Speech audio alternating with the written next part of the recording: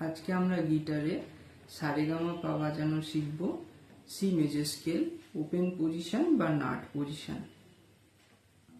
5 নম্বর স্ট্রিং এর 3 নম্বর ফ্রেটকে আমরা সা ধরব, সা।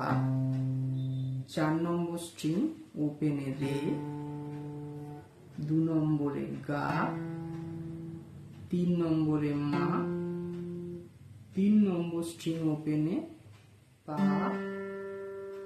2 নম্বরে ধা, 2 নম্বর স্ট্রিং ওপেনে নি, 1 নম্বরে সা, আর 3 নম্বরে পরের অক্টেভের রে। একসঙ্গে বাজালে কেমন হবে? সা, রে, গা, মা, পা, ধা, নি, সা, রে। এটা যদি সা হয়, এর আগের এইটা 2 নম্বরটা নি, তবে এরকম হবে নি, সা, রে, গা, মা,